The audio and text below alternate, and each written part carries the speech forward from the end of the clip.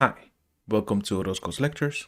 I am Jose Orozco, and these are my lectures. This lecture is a pre-calculus lecture. I hope you enjoy it. This is chapter 2.6, which is on rational functions. Alright, so let's start with defining what a rational function is. So our definition is a rational function, and that says rational. A rational function is a quotient of polynomial functions.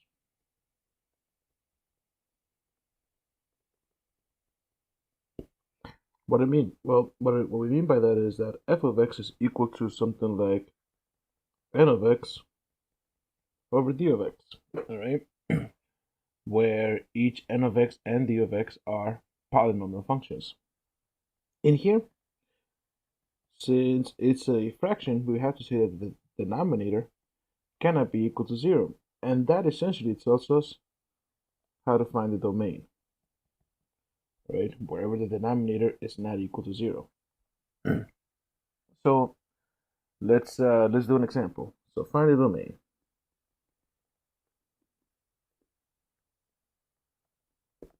And here I'm going to say, well, we've got f of x being equal to 3x over x minus 1.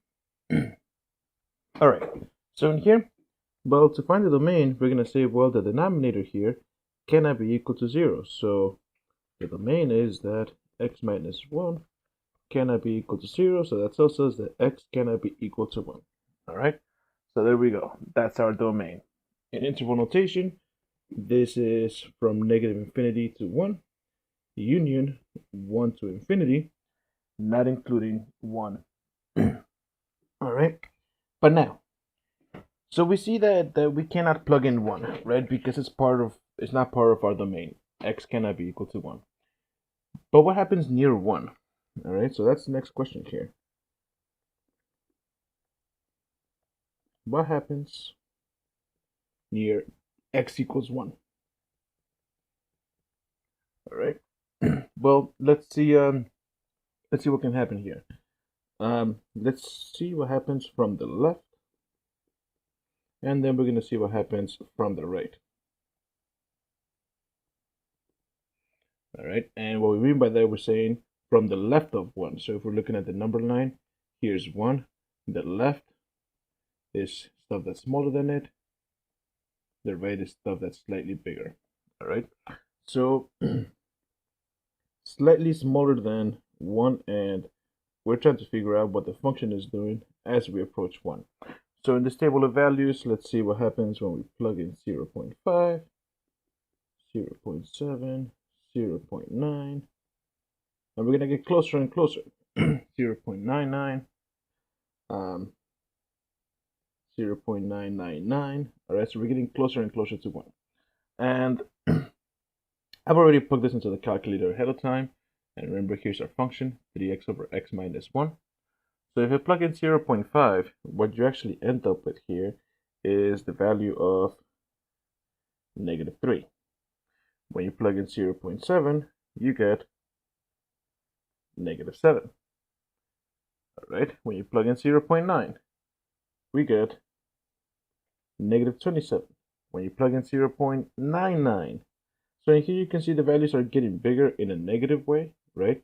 So I guess technically getting smaller, but the absolute value is getting big. And in here for 0 0.99, negative 297. Well, that went up really quick. When we plug in 0 0.999, we go with negative 2,997. So that jumped up a lot, right? It went from negative 297 to negative 2,997. That's a huge jump. All right. Let's see what happens when we're approaching it from the right. All right. So that means that we're looking at values slightly bigger than it. So let's say here's x, and here's f of x. So values slightly bigger than 1.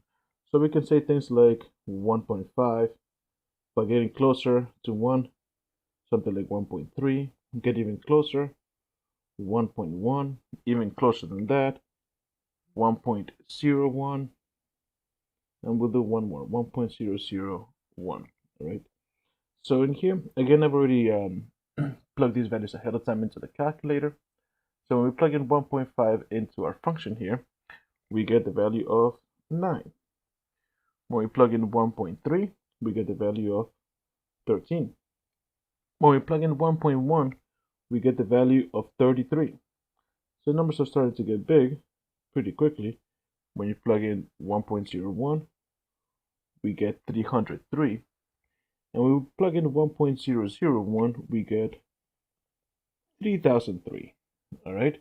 So what's really happening here is from the left, it's becoming huge in a negative way as we get closer to 1. And from the right, again, it's becoming huge, but now in a positive way as we get closer to 1, right? These values are closer to 1. So what does that mean? Well, visually speaking, what we found here, and I'm going to put this on the graph, what we found here is that as we approach this value of 1 from the left, things are starting to get really, really negative really quickly. From the right side, they're starting to get really, really positive really quickly. Essentially, what this is we end up with a vertical asymptote.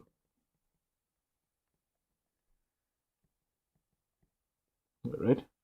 So that's how we get a vertical asymptote. I'll get a better definition for this in a second. What I want to see now is, well, what we're doing here is plugging stuff that went really, really close to the value that we were missing from our domain. What about values that get really, really far from that? So let's see as we go towards infinity or negative infinity. So what happens near positive infinity and near negative infinity? So as we approach positive infinity, that means we're going to be plugging in bigger and bigger values, right? And you know what? I'm going to plug in negative infinity first. I'll do the positive infinity afterwards. So we plug in stuff that goes towards negative infinity. So let's see. If I plug in something like, what's a pretty huge value? In a negative way, something like negative 1,000 or negative 10,000 or negative 1 million, right? When we plug this into the calculator, right into the function, we see here that this gives me 2.997. When I plug in 10,000, I get 2.9997. So it's a bigger value, but not by much. When I plug in 1 million, I get 2.999997. All right. So again, it's still bigger, but not by much. And look at this. We plugged in a huge difference in x values. All right. Now, if I go towards positive infinity, and again, I'll do our table of values for x and f of x.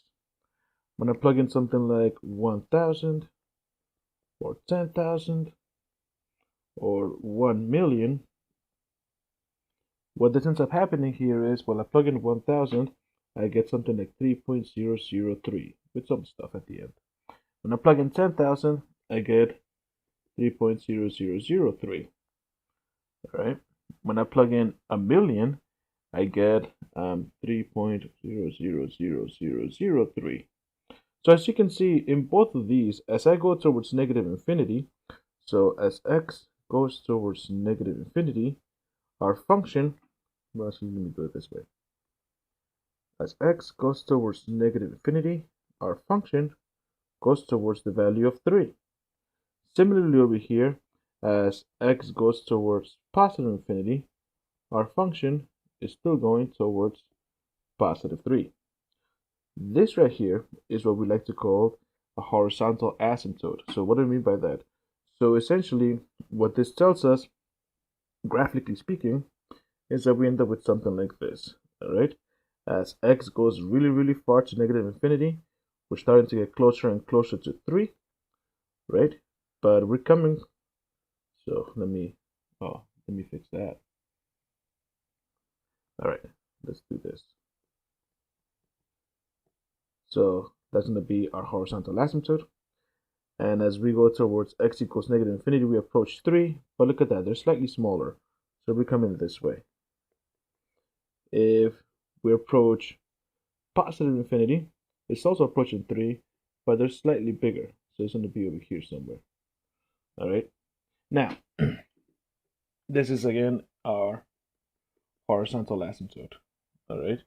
And again, I'll give a definition for that in a second. But I want to show you what this function looks like overall. All right. So in here, let's say, I'll write it in yellow. F of x being equal to, remember our function was 3x over x minus 1. Well, this is what it looks like. So we've got two asymptotes that we spoke about, right? So let me go ahead and, oh, that's not what I wanted to do. Let's fix this. Better, way better. All right, so we had some asymptotes. We had a vertical asymptote around 1. So we have something like this.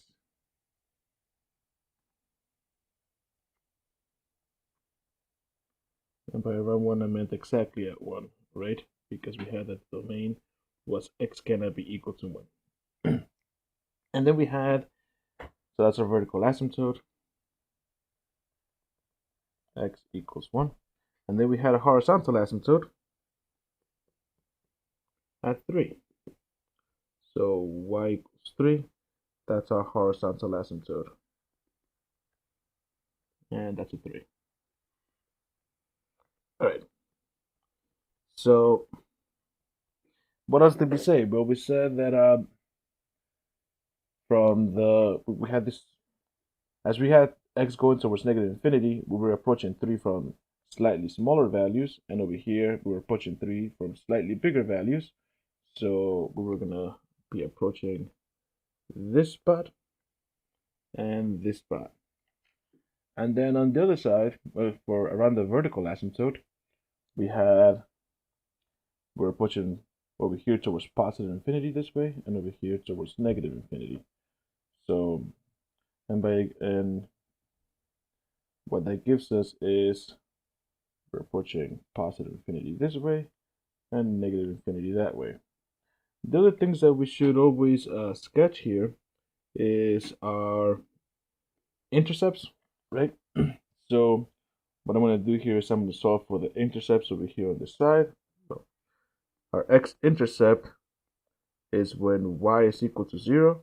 So I've got a fraction equaling 0. The only way for a fraction to equal 0 is if the numerator itself is equal to 0. So that means x is equal to 0. If I look for the y-intercept, well, that's where x equals 0. And what we're looking is for f of 0. Plug it into the function. Well, that's 0 over negative 1, which is just 0. So either way, we get that they're going to be crossing right here. And to draw the rest of the graph, well, connect the stuff that we know. So this has to go through here and hit that, and then over here, something like that. And look at that. Now we've got the graph of this, and this will go on forever. All right. And one thing I also wanted to add real quick. Over here for the behavior as we're approaching 1 from the left and from the right. But you can also say here is x is approaching 1 from the left, and the function is going towards negative infinity. And as x approaches 1 from the right, the function is going towards positive infinity, right? Because they got huge. All right. And here, this little minus and this little plus, they're sort of like exponents.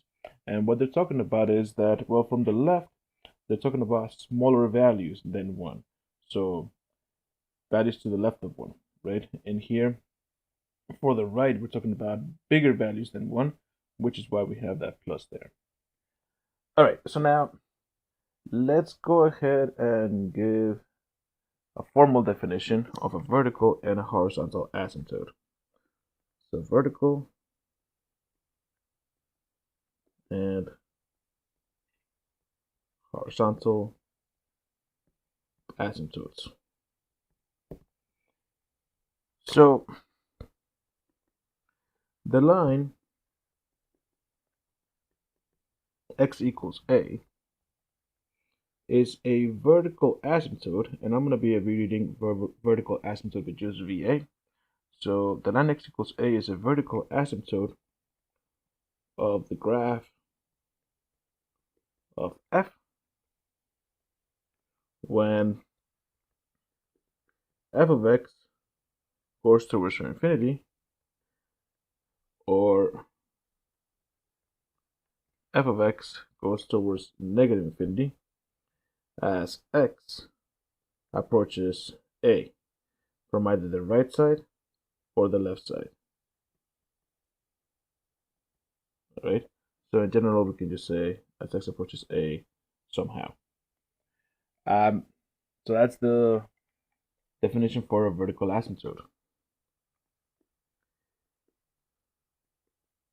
The line y equals b is a horizontal asymptote, and I'll abbreviate it with HA, of the graph of f when the function approaches the value of b as x goes towards positive or negative infinity. All right, maybe I'll write it this way: as x goes towards positive infinity, or as f of x going towards b as x goes towards negative infinity. All right. So, all right. Now that's just the general definition for these asymptotes, right? Now let's talk about a little bit more about the horizontal asymptote. All right. Now, how to find the horizontal asymptote?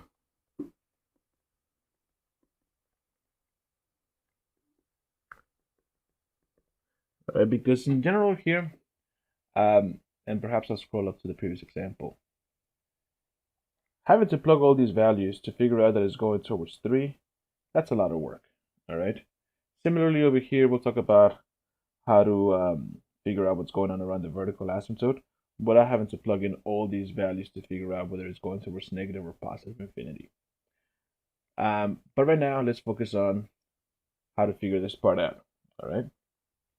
All right. So now, what we're gonna do is it comes down to a shortcut. So let me actually write down what the shortcut essentially is. So first, let f be a rational function. All right. So in other words, f of x is equal to n of x over d of x. All right. But let's actually be a little bit more explicit because these are polynomials, right? So I'm going to call the top one a sub n of a sub n x to the n plus a sub n minus 1 x to the n minus 1 all the way down to a sub 2x squared plus a sub 1x plus a naught, right? And then for the denominator, well, I also want it to be a generic polynomial, but I don't want to use a, and I also don't want to use n. So I'm going to use b sub m of x to the m plus b sub m minus 1 of x to the m minus 1 all the way down to not a b sub 2x squared plus b sub 1x plus b naught. All right. And the idea here is that n and m are not necessarily the same value. All right. They're not necessarily the same value. So in other words, the degree of the numerator might be different than the degree of the denominator. All right, so here let f be a rational function, so it looks like this, where n of x and d of x have no common factors. In other words, this is saying it is reduced. All right, the fraction is reduced as much as possible. So you would need to make sure that you have factored things out and cancel them out if possible. All right. Now,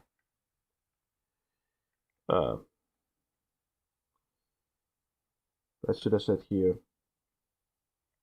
how to find the vertical and horizontal asymptote. All right. So first, here I'll say f of x has vertical asymptotes at the zeros of d of x. So if you have this fraction reduced as much as possible, anywhere where the denominator is equal to 0 is going to be a vertical asymptote. But again, it must have been reduced as much as possible ahead of time. All right, so that's for vertical asymptotes.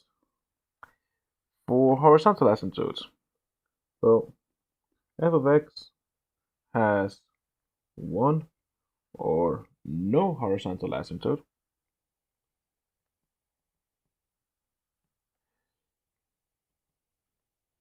Determined by, and let's write that better, determined by the degrees of n of x and d of x. All right, so there's three possibilities here. If n is less than m, and remember, n was the degree of the numerator and m was the degree of the denominator. So the degree of the numerator is smaller than the degree of the denominator, then y equals 0 is the horizontal asymptote. If the degrees are equal to each other, then y equals a sub n over b sub n, or b sub m, sorry, is the horizontal asymptote. All right, so in other words, in here, if the degrees are the same, then just take the ratio of the leading coefficients. And if the degree of the numerator is larger than the degree of the denominator, then there is no horizontal asymptote. All right, so when we have the degree on top being larger, no horizontal asymptote. When we have the degree on bottom being larger, like this one, then the horizontal asymptote is just 0. But when we have the degrees being the same, then the horizontal asymptote is the ratio of the leading coefficients. So let's see how that applies. Let's do a bunch of examples. Sketch. So where example B. So let's say I have f of x is equal to 1 over x plus 3. All right, so we start simple. So what we're going to say here is first, what's the domain? The domain is that x cannot be equal to, well, let's write it this way. Let's actually write all the work. X plus 3 cannot be equal to 0, so x cannot be equal to negative 3. All right, so that's what we have our domain. Now, the next thing we want to see, is this fraction reduced as much as possible? Well, yes, it is. It is reduced as much as possible. There's nothing I can do here to cancel things out. So that tells me now that my vertical asymptote is wherever the denominator is equal to 0. So it's at the line x equals negative 3. So that's my vertical asymptote. For my horizontal asymptote, in here, well, what's the degree on top? The degree on top, so the degree of the numerator is 0, right? Because in here there's an invisible x to the 0, so there's my degree, that's 0. The degree of the denominator is equal to 1. So in here, what we clearly see here is the degree of the denominator is larger than the degree of the numerator, which tells us now, or the degree of the numerator is less than the degree of the denominator. Either way, it tells us that a horizontal asymptote is the line y equals 0. All right. Now, what else do we need to find here? Well, let's find some intercepts. So the x-intercept is when y is equal to 0. So I have 1 over x plus 3, and that's a 3, is equal to 0. So I've got a fraction equaling 0, so that means that the numerator must be equal to 0, but this has no solution, right? 1 cannot be equal to 0, so that tells us no x-intercept. All right, cool. What about y-intercept? Well, that's when x is equal to 0. So let's see what happens there. We're just looking for f of 0. That's 1/3, right? Plug in 0 into here, 1/3. So that gives me the point 0, 1/3. All right, cool. But now, the next thing that we really need to do here is we got to figure out what the behavior is around this vertical asymptote. All right, we know that we're going to have a vertical asymptote there, but the question is, so let's say this is a vertical asymptote, is it going to be approaching infinity from the right, or is it going to be approaching negative infinity, or is it going to be from the right, or negative infinity from the left, or positive infinity from the right? So there's a whole bunch, positive infinity from the left. So there's a whole bunch of different options here that we need to figure out which one it is. All right, so what we're going to do now is we're going to find the behavior, and perhaps I'll do it lower here. Behavior near 3. All right, and we're going to do this from the left and from the right. You know what, I'm going to shift this over here. From the left and then from the right.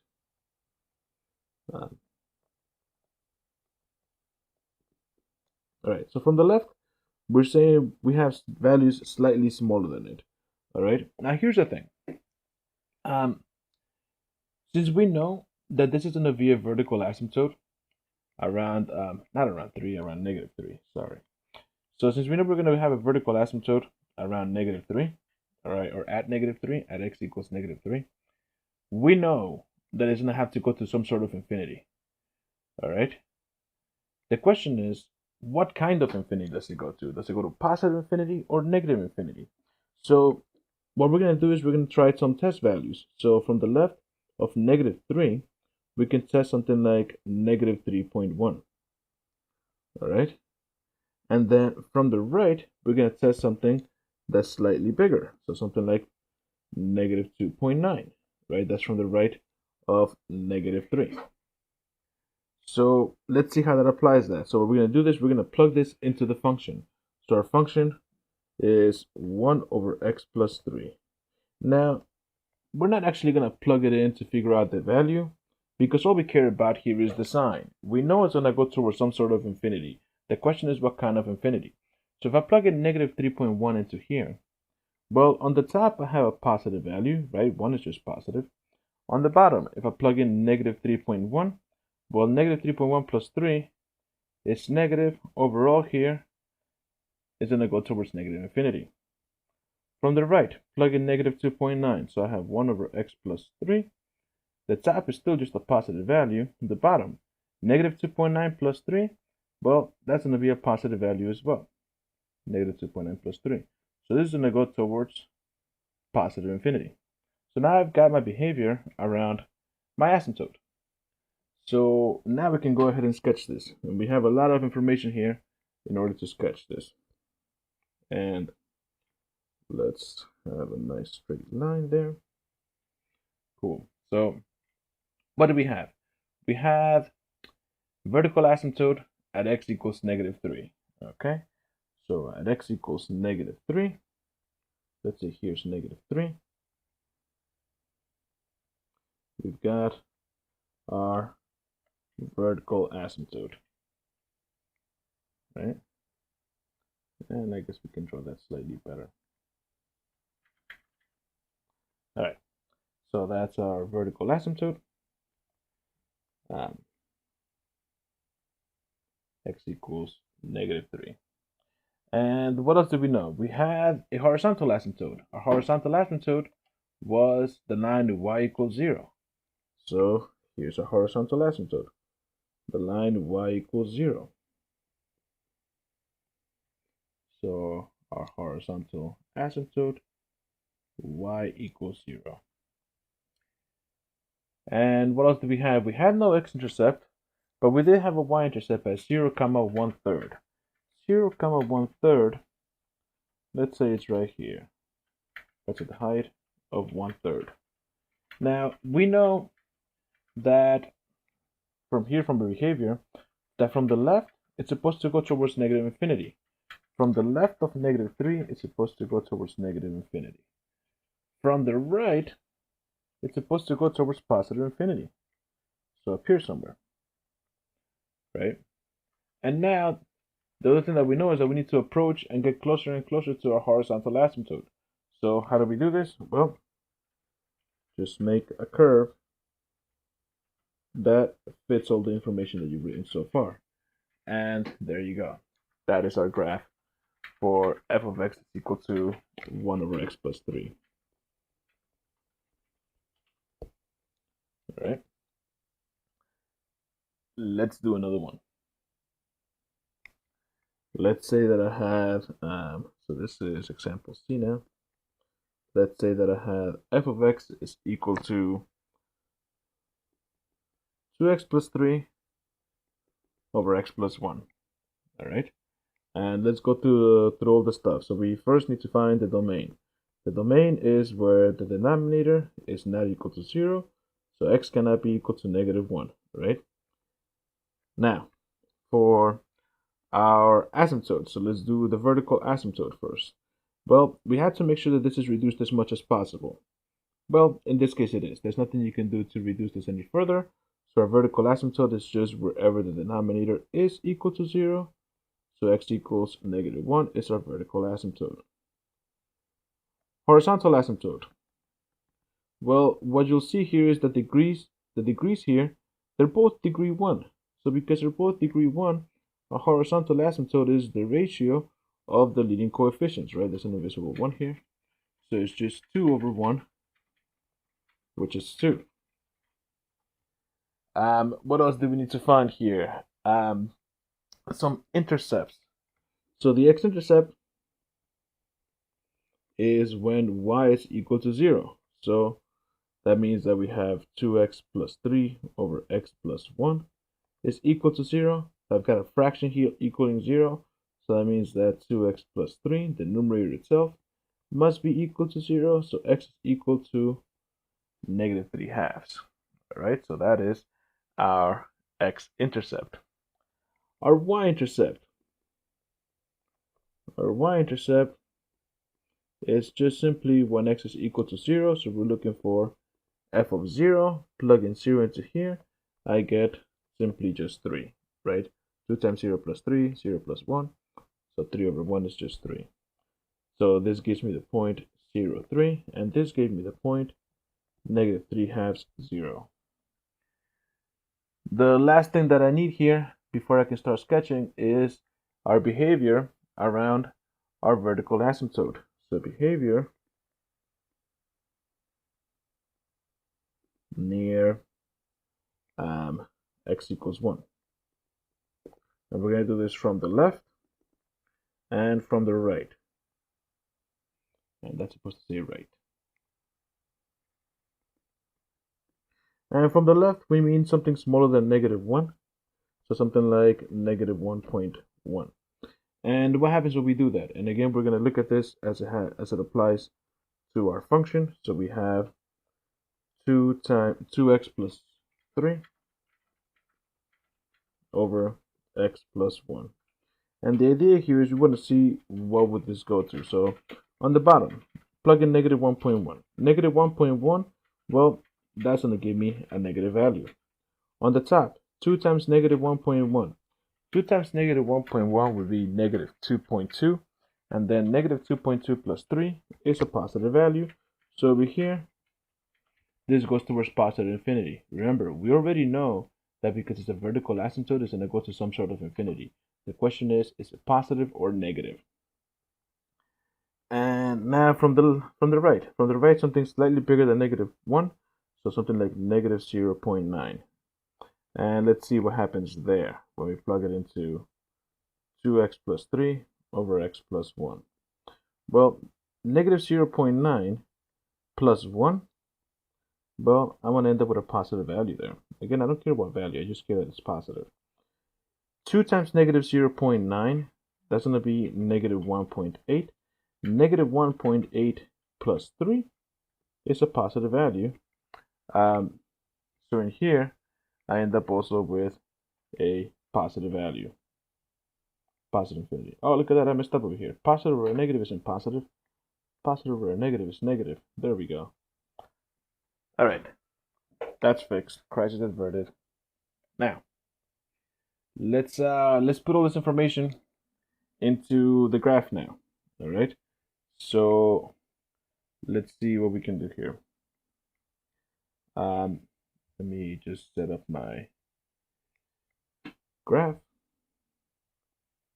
And what do we have here? We have a vertical asymptote at x equals -1. Okay. So here's my vertical asymptote at x equals -1. So x equals -1 is my vertical asymptote. And then we have a horizontal asymptote at y equals 2. So let's say that this is 2. And there's my horizontal asymptote. What else do we know? We have an x-intercept at -3/2 comma 0. -3/2 comma 0, that will be to the left of -1. So right there somewhere. So that's -3/2. Then we have a y-intercept at 0,3. So a y-intercept at 0,3. Let's say it's around there. Yeah. And what else do we know? I'm going to shift this a little bit down just so that I can draw the graph better. And I'm just going to head and, no, that's not what I meant to do. I meant to do that in white. And we'll extend this. All right, so now, behavior around our asymptote, all right? So from the left, it went to -infinity. From the left, it went to -infinity. From the right, it went to +infinity. And then we know that we need to approach our asymptotes and cross through those points. So we end up with something like this. All right? And there you go. That is the graph of f of x being equal to 2x plus 3 over x plus 1. All right. Let's take it up a notch a little bit. So example D. Let's say that I have f of x is equal to 2x squared over x squared minus 1. All right. So in here, the very first thing I'm going to do here is find the domain. But to do that, I'm going to factor the denominator. So I have 2x squared over x plus 1 times x minus 1, right? I got the difference of squares. It's the product of conjugates. So, all right, so let's see. Our domain is wherever the denominator is not equal to 0, which tells me that x cannot be equal to -1 and x cannot be equal to +1. Next, vertical asymptotes. And remember, for the asymptotes, things need to be reduced as much as possible. This fraction is reduced as much as possible, so we don't need to worry about that in this scenario. So our vertical asymptotes is where the denominator is equal to 0. So it would be at x equals -1 and at x equals +1. For our horizontal asymptote, a horizontal asymptote would be, well, based on the degrees. The degrees are the same, so our horizontal asymptote is going to be based on the leading coefficient, or the ratio of the leading coefficient. So I have 2 over 1, so it's just 2. Intercepts. The x-intercept is when y is equal to 0, so I've got 2x squared over x plus 1 times x minus 1 being equal to 0. I've got a fraction equal to 0. The only way that happens is when the numerator itself is equal to 0. So I get x is equal to 0. So it gives me the coordinate 0, 0. My y-intercept, that's when x is equal to 0. So we're just looking for f of 0. That would be 0 over negative 1, which is just 0, right? I'm plugging them into here. And unsurprisingly, this gave me the coordinate 0, 0. And I say that surprisingly because we already had it over here. All right. Next, we need to find behavior around our vertical asymptote. So let's see behavior. So we've got, so from the left and from the right. So from the left and from the right. So from the left, I'm looking at values that are slightly smaller than our asymptotes. But look at this. We had 2 asymptotes. So we had to actually do this twice. So first we're going to do the behavior around or near x equals negative 1. And then I'll do, let me shift this down a little bit just for the sake of space. So that's going to be near x equals negative 1. And then we'll do it over here for the other one, near x equals positive 1. All right. And this is also going to be the left and the right. All right, so from the left, we're looking at things that are slightly smaller than negative 1, so something like negative 1.1. From the right of negative 1, we're looking at things like slightly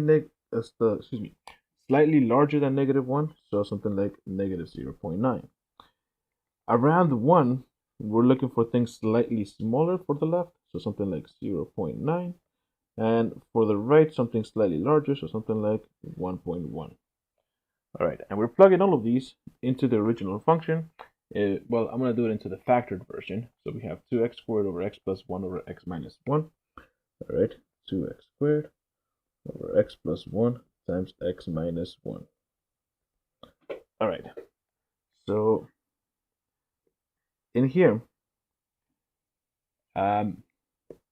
we're plugging in negative 1.1. Well, what is that going to do for us? When I plug in a negative into here, into this x, irrelevant of what it is, because it's being squared, the numerator is going to be just positive.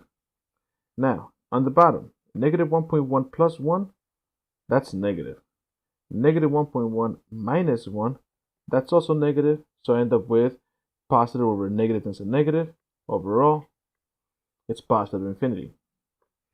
For negative 0.9, well, we just said at the top, irrelevant is going to be positive, right? Because it's being squared. When I plug it into x plus 1, negative 0.9 into there, it's going to be positive, right? When I plug it into this part, negative 0.9 minus 1, that's going to be negative. That was supposed to be a parentheses, negative.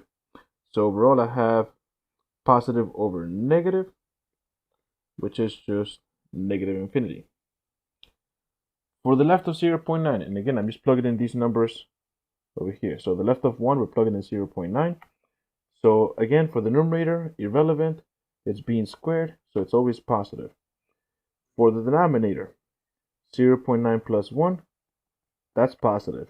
0.9 minus 1, that's positive still. Overall, these are all positive, so this goes towards positive infinity. For the right, 1.1. Again, the top is being squared, so always positive. 1.1 plus 1, that's positive. 1.1 minus 1, that's still positive. So overall, this goes towards positive infinity. All right. So now, I see that I messed this up. Look at that. This one's messed up right here. Because what we have here, when we plug in 0.9, 0.9 minus 1, is negative. So that's going to be positive over negative overall, which is why it's negative infinity. Okay. Good job me finding that mistake before this got worse. All right, so we've got all the information that we need. We got where our intercepts are, what's happening around our asymptotes. All right, so let's go ahead and sketch this. So what we get now is the following. So here's my x and y axis, all right? And we have some vertical asymptotes. We have one at -1, right? One at -1 and the other one at +1. So here's -1. There's my first vertical asymptote. Here's +1. So this is x equals -1, x equals +1.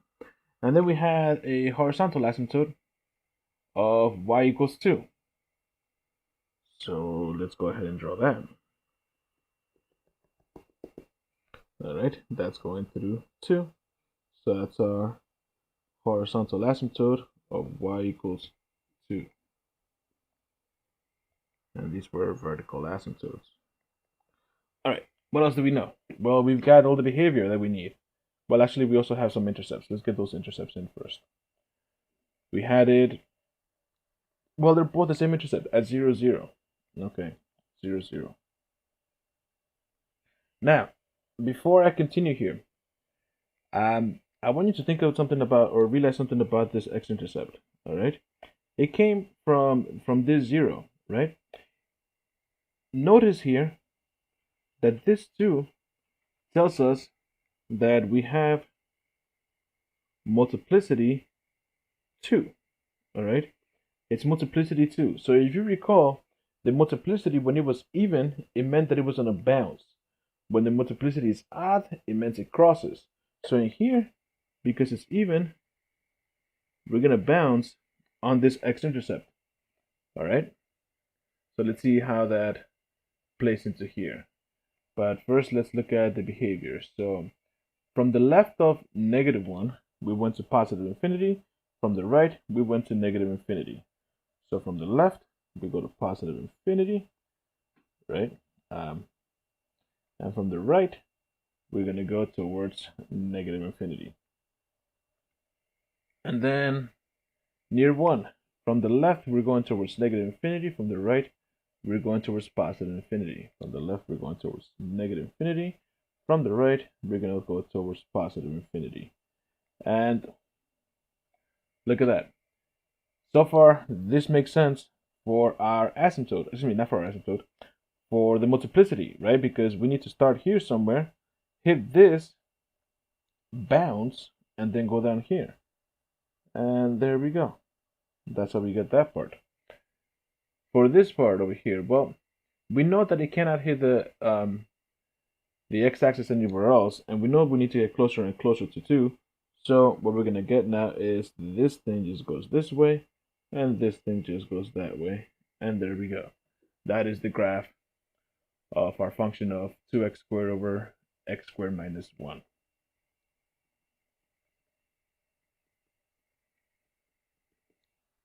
All right. Let's do another one. So that was D. E. Let's say that I have f of x being equal to 3x squared plus 7x minus 6 over x squared plus 4x plus 3. All right. The very first thing I'm going to do here, before I even look for my domain, is I'm going to factor the denominator. So I need some things that multiply to 3 and add up to 4. That's easy. X plus 3 times x plus 1. 3 times 1 is 3. 3 plus 1 is 4. Cool. For the numerator, well, I would need to do the AC method. So let's do that real quick. So I have 3 times -6 is -18. And I need two values that multiply to -18 but add up to +7. That's 9 times -2. So how is that going to be helpful? Well, we write this as 3x squared plus 9x minus 2x minus 6. Take out a 3x from the first two, and I'm left with an x plus 3. Take out a negative 2 from the last two, and I'm left with an x plus 3 as well. So this gives me 3x minus 2 times x plus 3. Okay, so let's write that down. 3x minus 2 times x plus 3.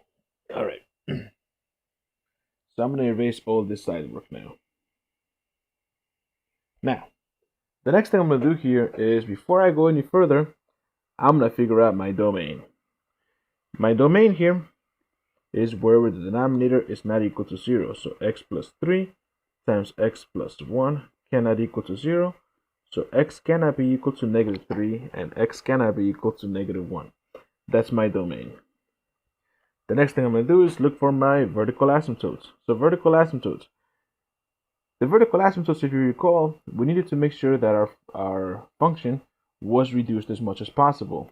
In this case, it is not reduced as much as possible yet, because we can cancel out those x plus 3's. So what we're going to say is this becomes now just simply 3x minus 2 over x plus 1. And now that we have the reduced version, I can say my vertical asymptote is just simply, well, let's write that better. My vertical asymptote is just simply x is equal to negative 1, right? Because it's where the denominator of the reduced stuff would be equal to 0. Horizontal asymptote. Well, the degrees are the same here. So I'm just going to take the ratio of the leading coefficients. So in here I have 3 over 1. So it's just the line y equals 3. Next, let's say, what do we look for after that? After our asymptotes, we look for some intercepts. So the x-intercept is when y is equal to 0. So I'm going to set this whole thing, 3x minus 2 over x plus 1 equaling to 0, right? And notice I'm just taking the reduced version, all right? I'm not taking the non-reduced version. All right, so 3x minus 2 is equal to 0, so that we have a fractional equaling 0. The only way that happens is if the numerator itself is equal to 0. So in here I end up with x is equal to 2/3. Y-intercept, that's when x is equal to 0. So plug in 0, so I'm just looking for f of 0. So I end up with just simply negative 2. So I get the coordinates from here of 2/3 comma 0. And over here I end up with 0, negative 2. Next thing that I need is behavior around my vertical asymptote. So behavior near x equals negative 1.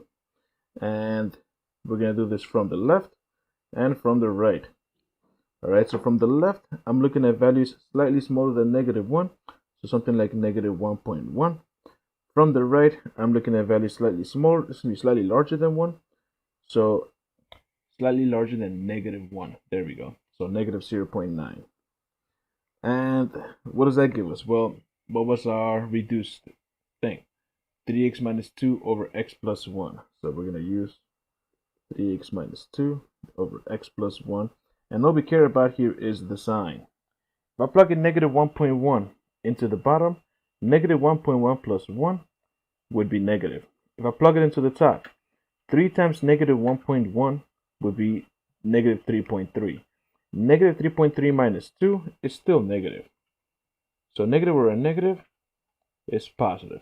So we end up with positive infinity as we approach negative 1 from the left. From the right, as we're approaching negative 1 from the right, so we end up with negative 0.9 plus 1. That's going to be positive. 3 times negative 0.9 is negative 2.7, right? 3 times 9 is 27. So negative 2.7. Negative 2.7 minus 2 is still negative. So negative over positive is negative, which tells us we end up with going towards negative infinity. And now we've got everything that we need. All right. Now, before we continue here, I want to talk a little bit about this x equals -3. Because as you saw, it's not a vertical asymptote, right? Because it got canceled out. So what is it? If it's not part of the domain and it's not a vertical asymptote, all right? Because it's not part of the domain and it's not a vertical asymptote, this right here is a hole. Whereas this right here is a vertical asymptote, right? Now, what do we mean by hole? What we mean is going to be, well, we're going to have the graph and then the hole and then the rest of the graph, all right? So it's going to look like that at -3 somewhere, all right? Now, all right, cool. So let's go ahead and sketch this. So let me set up my graph. And what do we have? We have some vertical asymptote at x equals -1. So at x equals -1, we have a vertical asymptote. What else did we have? We had a horizontal asymptote of y equals 3. So horizontal asymptote of y equals 3. What else did we have? We had some intercepts at 2/3, 0. So 2/3, 0 would be around here somewhere. And the other one was that 0, -2. All right, so 0, -2. Let's say it's around here somewhere. What else? We have that as we approach our vertical asymptote from the left, it goes towards positive infinity. So from the left, it goes towards positive infinity. And from the right, it goes towards negative infinity. And perhaps I'll shift this down so that we don't get that confused with what I wrote there. Shift down. All right. So there we go. That's better. And now, the last thing that we need to do here is, well, make our graph look like a graph. We need to make sure that this comes down and gets closer to our horizontal asymptote, and that this comes up and hits both our intercepts and then gets closer to our horizontal asymptote. The one last thing that we're missing here is that hole. Now, where is the hole? Well, the hole happens around -3, right? So perhaps I'll do this in red. So it happens at -3. So in here, whatever that height is, there's a hole. But now, how do I find out what the coordinate is there? All right, so what is the coordinate for this? And let me just draw this so that it looks more like a hole. So the coordinate in here, well, we know the x value is -3, but what would the y value be? The way that we find that is we plug that -3 into the reduced version and see what would it have been. We know we're not allowed to plug it into the function in general because it's not part of the domain. But we can see, well, what would happen if we were able to plug it in. So if we plug in -3 into this, well, we end up with 3 times -3 is -9. -9 minus 2 is -11. -3 plus 1 is -2. So it actually goes to -11 over -2, which is at the height of 11 over 2. Right? Negative over negative is positive. So this is at 11 over 2. So this is the coordinate -3 comma 11 over 2. And that's how you figure out the coordinate of that hole. All right, but notice again, it's not an asymptote. We did have an asymptote, but this is not an asymptote. All right, so that was E. F.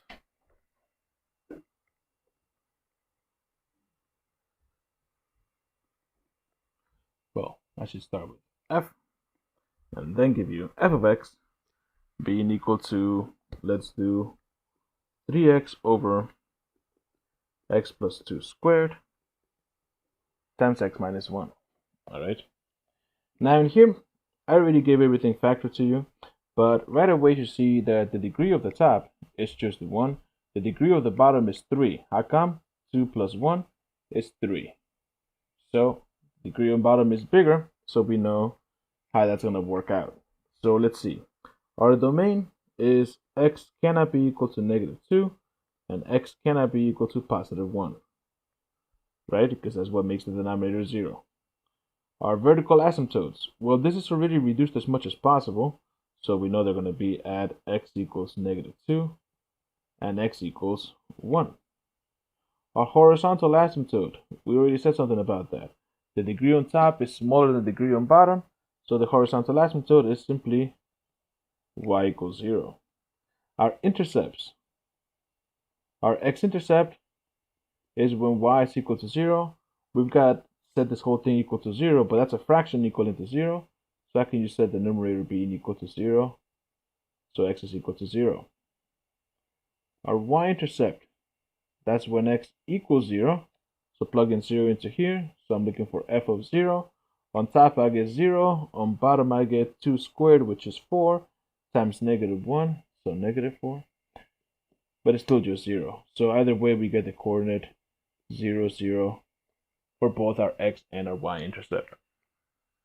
All right. Next thing we need to do is figure out the behavior around our asymptotes. So behavior near x equals -2, and we're going to do the left and the right, and also x equals 1 and the left and the right. So from the left of -2, I'm looking at something like -2.1. From the right of -2, I'm looking at like -1.9. From the left of 1, I'm looking at something like 0.9. And from the right of 1, I'm looking at something like 1.1. And I'm plugging all of these into our original function, which was 3x over x plus 2 squared times x minus 1. Now again, what we care about here is the sign, because we know it's going to be some sort of infinity. So on top here, so I plug in -2.1 into the top. 3 times a negative is going to be negative. On the bottom, -2.1 plus 2 is negative, but it's squared, so a negative squared is a positive, and then -2.1 minus 1 is negative. Overall, this went to positive infinity. All right. Now, -1.9. 3 times -1.9, that's going to be negative on top. On the bottom, this part right here doesn't matter. It's being squared, so it's going to be positive anyway. -1.9 minus 1 is negative. So overall, negative over a negative is positive. So from the left and from the right of -2, it went to positive infinity. That happens sometimes. Let's look at x equals 1. So from the left, plug in 0.9. 3 times 0.9 is positive. 0.9 plus 2 squared, well, that part doesn't matter. It's being squared, so it's going to be positive. 0.9 minus 1 is negative. So what we end up with here is, well, negative infinity, right? Positive over the bottom overall is negative. For the right, plug in 1.1. 3 times 1.1, that's positive.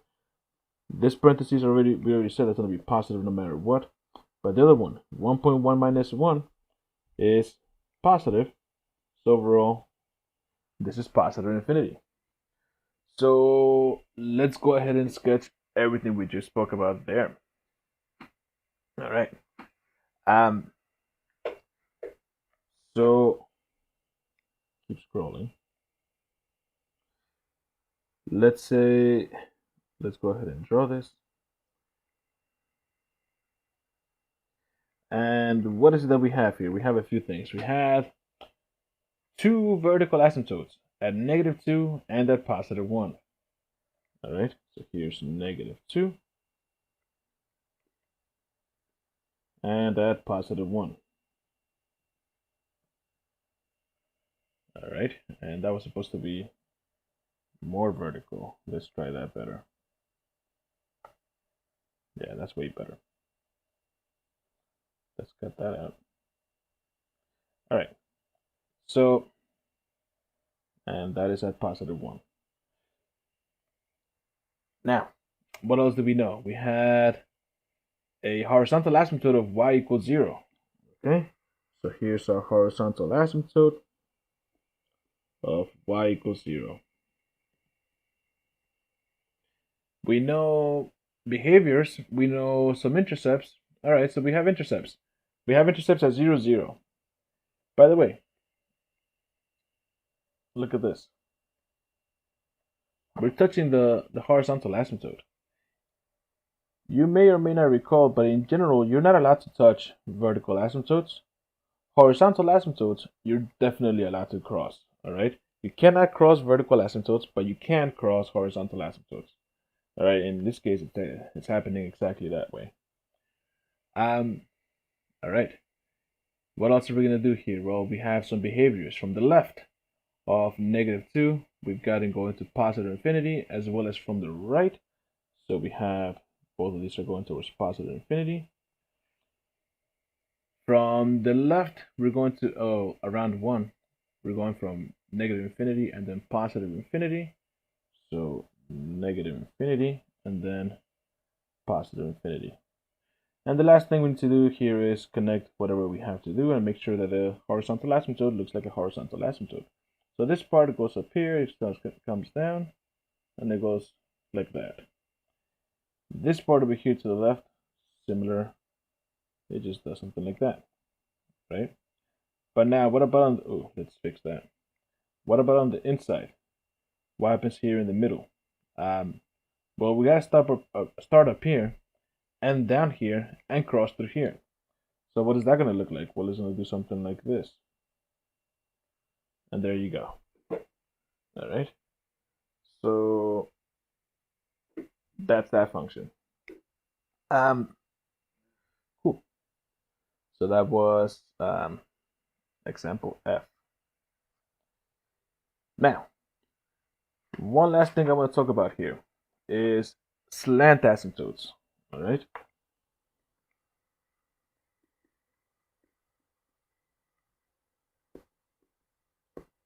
All right. So now, if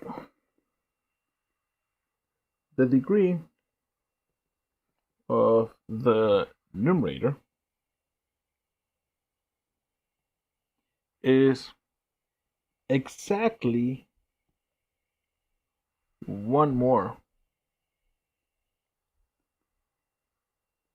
than the degree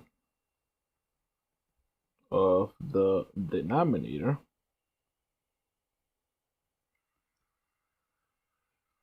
then the graph of f of x has a slant asymptote. Sometimes it's called oblique, slant or oblique asymptote. It can be found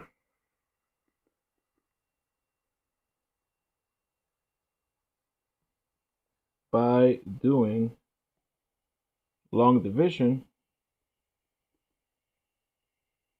and ignoring the remainder. All right. So in here, let's go ahead and look at some examples here. All right. So again, slant asymptotes. It happens when the degree of the numerator is exactly one more than the degree of the denominator. So essentially, the degree of the numerator is the denominator plus 1. The degree of the denominator plus 1. All right. So let's do an example. So let's say, well, what letter am I at? G. Okay. Sorry about that. G. So let's say that I have f of x being equal to x squared minus x minus 2 over x minus 1. All right. So in here, we're definitely going to have a slant asymptote. You'll notice that the degree on top is bigger. So because the degree on top is bigger, right away, I know that there's no horizontal asymptote, right? But not only is it bigger, it's bigger by exactly 1. So this tells us that we have a slant asymptote. All right. So how do we find it? Well, we gotta do long division. So we have x minus 1 into x squared minus x minus 2. All right. And, well, what are we going to do there? Well, x into x squared multiplied by x. And then distribute, right? X times x is x squared. X times negative 1 is negative x. Subtract. X squared minus x squared goes away. Negative x minus negative x. So that's negative x plus x. So that's 0. And then we have minus 2. Right? So this 0, that's no longer there. So we just have minus 2. Well, x into negative 2, we can't do that. So what this tells us normally is that we have x plus negative 2 over x minus 1. But from the instructions over here, or the definition, I mean, I said that we need to ignore the remainder to figure out what the slant asymptote is. So what I'm going to do here is ignore. And what we're going to say now is that our slant asymptote is the line y equals x, because that's what I had there. All right. So let me give you a visual as to what this graph looks like. And as far as the details on graphing this, well, you would just do the same exact thing as before. You know, you find the vertical asymptotes, you find, well, there's no horizontal asymptote, but we found the slant asymptote, and this slant asymptote looks like this here. Hold on. It's just the line y equals x, right? We have a vertical asymptote at x is equal to 1.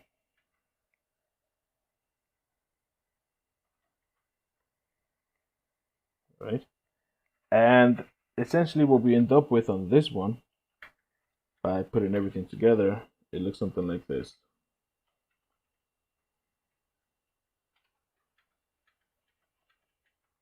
All right. This point right here is 2. This point right here is also 2. This point right here is negative 1. All right. Now,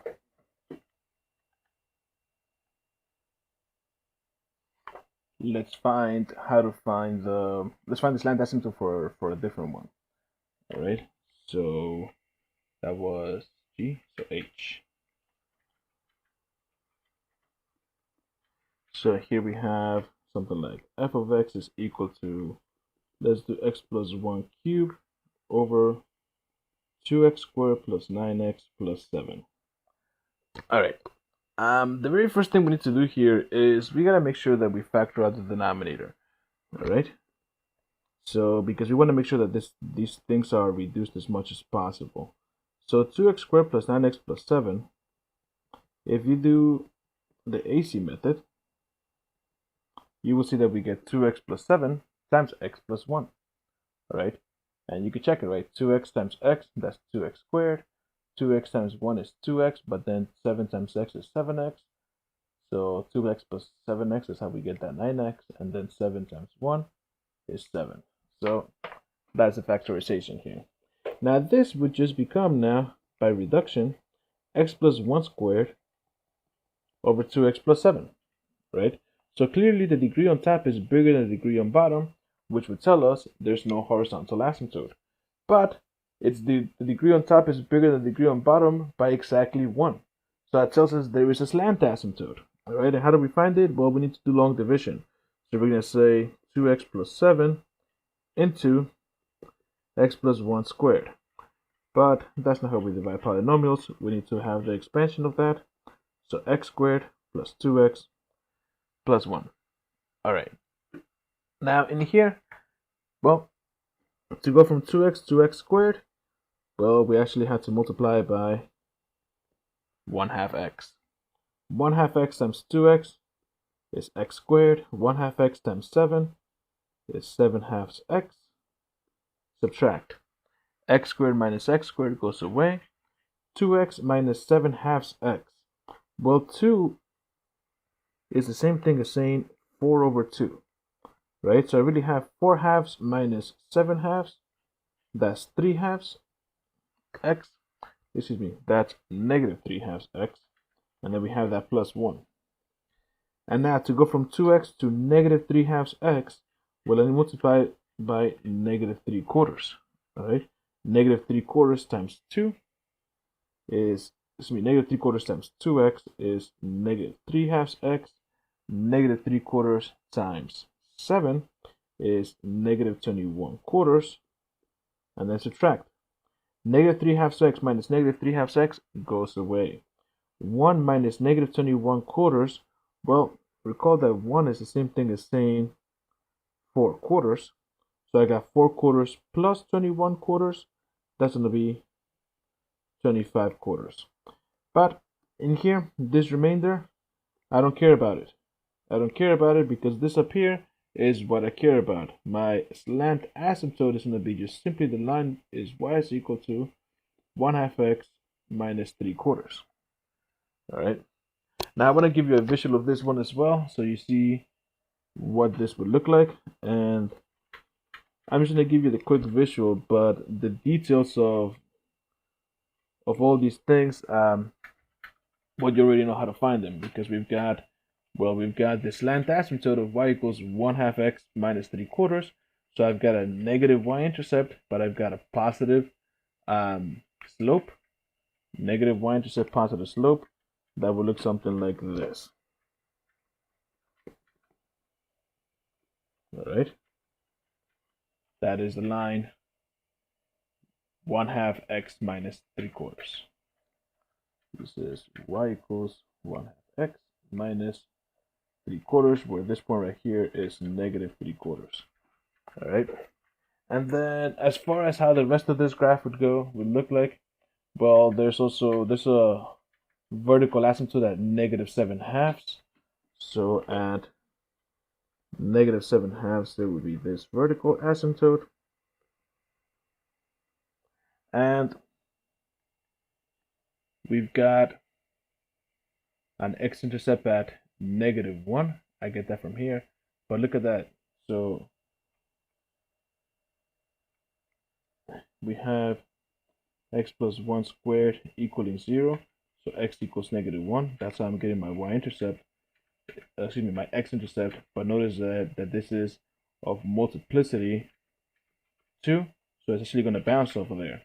But not just that.